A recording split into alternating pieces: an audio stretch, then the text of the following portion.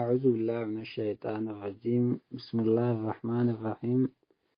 الحمد لله رب العالمين، وصلى الله على نبينا محمد وعلى آله وصحبه وسلم أجمعين.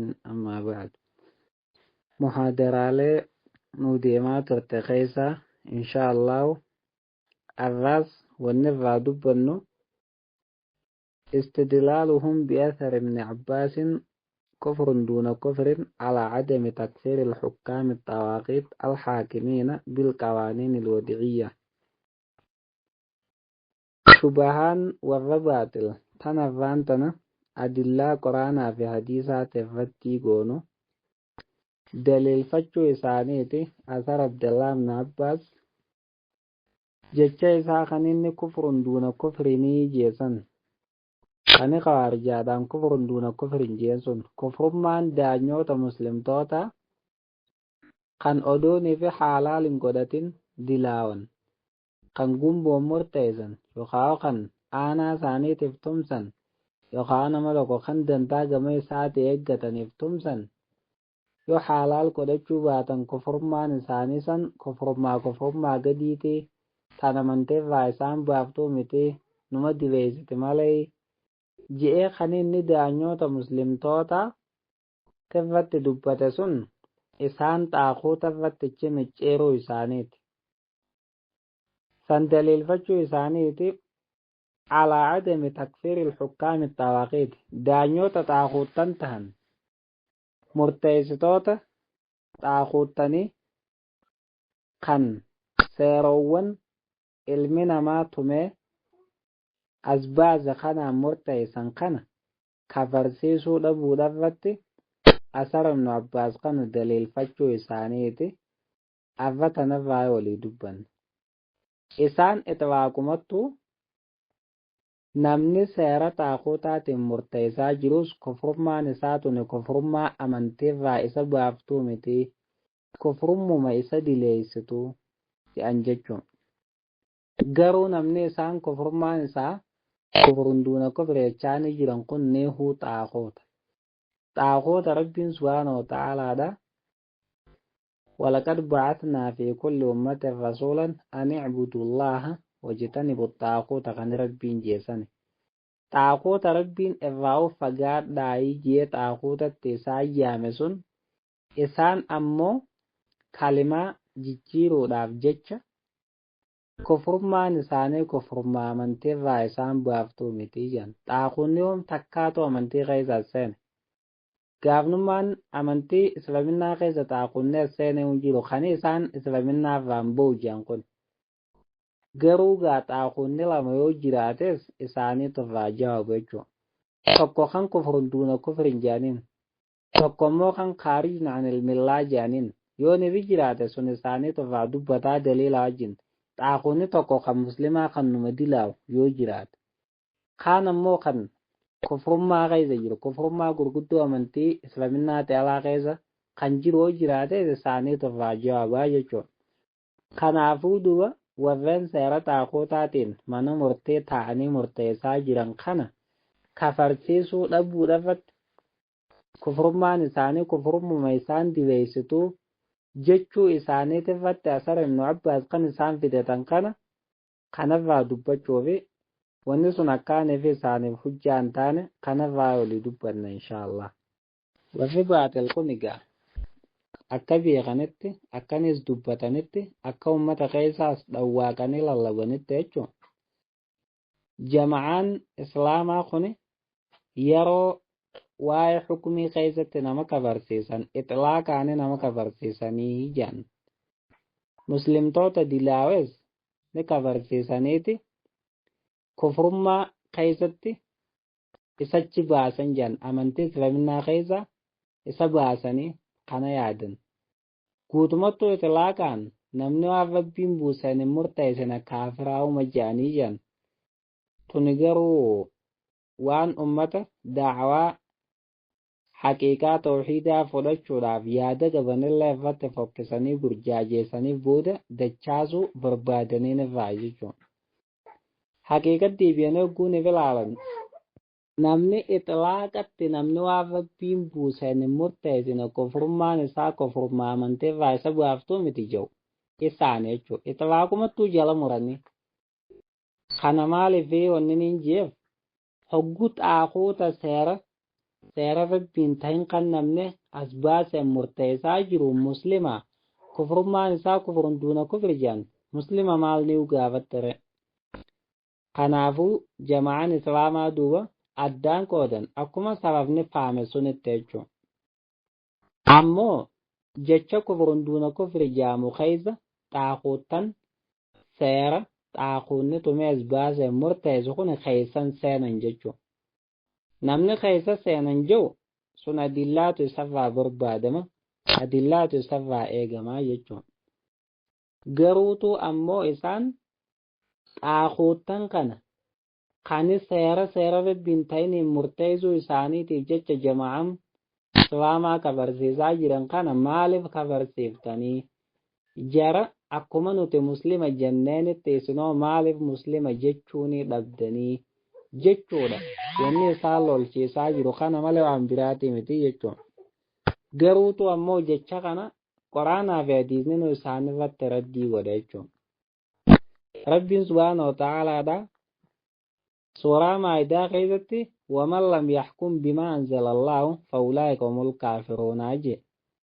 Namtichaan hin murteessin waan rabbiin buuseen ormi akkasii sun kan sifa akkasii qaban kan waan rabbiin buuseen hin murteessine sun kan waan rabbiin buuse dhiisanii waan biraatiin murteessan sun isaan kaafirtootaa jeeti dubbate rabbiin ni kafarsiisee jechuudha. Garuutu aayata kana asirra dhaabbannee namni waan rabbiin buuseen hin murteessine kan hoggaaniif ija'u daanyoonni muslimtoota kan gumboo faa fudhatanii yookaan fira isaanii cinaa dhaabbatanii odooniif jechuudha dilaawiif beekanii kan murteessan kan halaal hin godhanne kufurmaan hin darbatamanii jechuudha isaan ni dilaawee numa jaaman fadhii rabbii jaba jiranii jechuudha isaan akkasumatti ulamaan salafaatis addaan baasanii jechuudha. Garuutu ammoo warreen seera xaaqutaatiin murteessaa jiran kun akkuma ulamaan gurguddoon nuun dura kan Ibnu Qayyim irraa tokko Sheekul Islaam Ibnu Taymiyaan irraa tokko Muhammad Abduwaab irraa tokko gurguddaa xaaqutaa keessatti lakkaawamanii jechuudha. Garuu warri baatil ummata gurguddaan ulamaadhaa kun matootti xaaqutaa keessatti lakkaawee jiru kana maaliif kafarsiiftan jechuudhaaf lola qabanii jechuudha isaan. Odooniif warra seera xaaqutaatiin murteessu kana kan waan rabbiin hin buusiniin murteessaa jiru kana nama seera xaaqutaatiin murteessu gaa halaal godhachuu dhabuusaa sun dhiise irraa bahi wanni takka tan irraa ol gaafatan hin jirtu. Maaliif inni kar tokkoof rabbi shirkii godhaa jira. Nama seera tumees baase sun seera isaa qeebalee biyyaan adda galchaa jira rabbitti qindeessa garazin. Gama tokkoon ammaas inni ni xaaquuta jechuudha. Xaaquuta quraanni irraa haasawu kan quraanni irraa fagaadhaa hiyye kan rabbiin ilma namaatiif irratti dirqama godhe sun irraa matootti isaanii sun keessa jiraa jechuudha duba. Duba odooniif ija rakkanaa kanaan xaaquuta jechuun isaan kabarsiisuun khawaarijaa nama goote Ibnu Taymiyaa fi Ibnu Qayyimii fi Muhammad Abduwaab warreen matootti xaaqutaa keessatti jara rakkaa kanaatu sabaa khawaarijaa tahaa jechuudha. Kanaafuu akkasi ixlaaqaan namni dubbatee hin jiru jechuudha. Jamaa islaamaati irraa ta'e ixlaaqaan al-hukmu biqayri maa anzalallaahu kufrun naaqilun anil milla jechuun namni jaba muree dubbate hin jiru jechuudha. Tafsiilatti godhaniitti addaan baasan jechuudha. Garuutu ammoo warri tafsiila kan ittiin goone walitti qabanii akkuma daanyoota muslimtoota kan dilaaweetitti yaadanii walitti qabanii tokko kan godhan warra baatile kan shubahaa tanaan lalisu kan akka waan baandiraa isaaniititti ol qabii uummata wallaalaa keessa shubahaa tanaan deema jechuudha. Bara Ibnu Abbaas namni inni irraa dubbate daanyoota muslimtootaati malee wallahi xaaquuta irraan dubbanne Abdallaa ibn Abbaas xaaquuta irraa akkamitti raddii godha akkamitti xaaquuta irraa difaa godha inni isaanirraa miti kan inni dubbate jechuudha. Muslimtoota kitaaba rabbiitiin duraanuu murteessan hogguunii fi jara sun sababa zulmiin argamuutiif khawaarijaan kufurmaa jaratti murteessite lakkii akka isin yaaddan kanaa miti. Kufurmaan isaanii kufurmaa isaan dileessitu malee tadiinirraa isaan bu'aaftuu miti jeeta isaanirratti raddii godhe. Kan inni jararratti gaafas raddii godhe sun duuba arra xaaquuta kanarraa deebisuuf naamusa xaaquutaa tiisuuf dantaa xaaquuta biraa arkataniif dantaa duniyaa isaaniitiif dantaa biddeena isaaniitiif xaaquutuma kanarraa dubbatee Abdallaa ibn Abbaas yoom addaan baase jan akkitti tawaaqaan dubbatan Abdallaa ibn Abbaas xaaquutan baanu ani muslimtootaan baanaa yoom jijanii tarraa falaman kuni tawaaqaan isaan dubbachuu isaaniitirratti waan nama qajeelchuuf raayii jechuudha. Ammoo Rabbiin subhaanahu wa ta'aalaadhaa Quraana keessatti wanni gabroota irratti dirqama godhe xaaquuta irraa fagaachuu. Xaaquunni irraa fagaachuun ilma namaatiif dirqama godhame dura dursoo warra seera ilmi namaa baasee mana murtee taa'ee murteessaa jiru kana jechuudha. Xaaquunni gurguddaan dura isaan kanaa jechuudha. Kan irraa fagaatamuu qabu. Duba nama irraa fagaatamuu qabu kan Rabbiin irraa fagaadhaa jedhe. Nama sun akkamitti inni ni dilaawa malee hin kafarree jedhamee irraa falama. Tuni kitaaba jijjiiruudha akka Yahudaan jijjiirte sunitti jechuudha. Jijjiiruu irraa immoo kitaaba rabbitti magana inni irraa nu haa teessu. Ibnu Teemiyaa ni agarte jechuudha. Nama waan kitaaba rabbii hin ta'in hin murteessu kan namni dhaqee itti wal himatu. Namni sun xaaquutatti yaamamee jeeti dubbate jechuudha.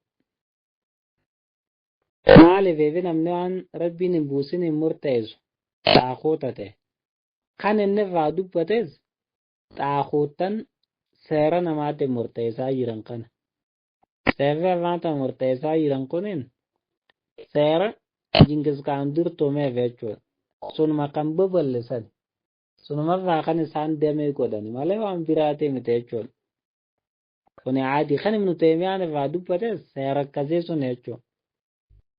Ibnu Qayyim ni agartan Maasir rahimahullah faxaaquutu kulli qawmin man yataxaakamuuna ilayhi ghayrullaahi wa rasuulihi. Xaaquunni cufa ummataatu nauma isaan itti wal himatanii qarabbii fi ergaa malee jiru. Akkana jechuun waan rabbiin buusee fi waan ergaan karaa godhan ala kan murteessu kana dhiisee waan biraatiin kan murteessu jechuudha. Sun xaaquuta jaamaa jee. Mahamad Abduwaab ni agarta. Xaaquunni hedduudhaa matoottiin isaa 5 jee. Matoottii 5 lakkaa'e sun irraa inni tokko nama waan rabbiin buuseen hin murteessine jechuudha. Lamaan nurra beetu. Kan nurraas ilmii qaban. Kan Quraanaa fi hadiisa irraa istinbaata godhatan. Maaliif jara kana gurguddaa xaaquutaa matoottii keessatti lakkaawanii. Warri baaxil maaliif kufurmaan isaanii kufurmaa amantii irraa isaan baaftuu miti jaan. Tunigaa rabbumaatu qalbii isaanii jijjiire rabbummaa naa qajeelchu wanni biraatan jennu hin jirtu jechuudha. Kanaafuu akkasii obboleeyyan haqiiqaan dubbii tanaa akka kana. Dubbiin mammeessuus hin taatu. Kitaabni rabbii akkuma dhufetti itti hojjetamuudha. Akkuma dhufetti jala deemamuudha. Waan nabiin alayhi salaatu salaami dalagaa jeesnuma dalagu. Tan inni irraa nama dhoorkee sirrimaa dhoorkamuudha malee kitaaba rabbii kana fadhii lubbuu teenyaa tana jala oofnaa jechuu yoo taate kitaabni rabbii fadhii lubbuu nama tokkoo jalan deemu. Namaatu isa jala deema malee inni nama jalan deema jechuudha.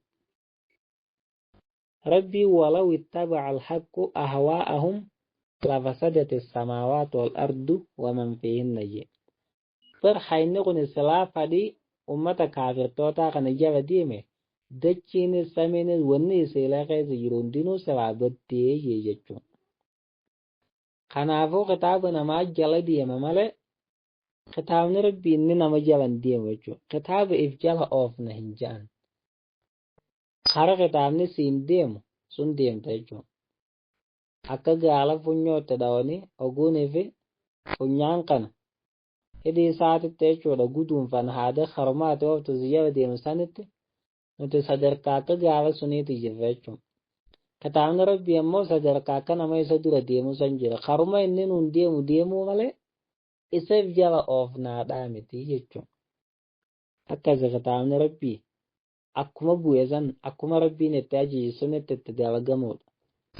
Kan dadhabee zafumarraa dhiisuudha malee shubahaa laalama hin qabne. Tammanaa harootiif laaftuudhaatiin ummata burjaajeessuun bu'aa takka hin qabu jechuudha. Har'a burjaajee isaan nama hanga tokko irratti oonii fi hojjetamtellee booddee namni bayyanatee haqanuma harkaa jechuudha dukkante kufreedhaa zalaalama kanatti hin ta'e sun namni sootuma sootaan ija banachaa deema.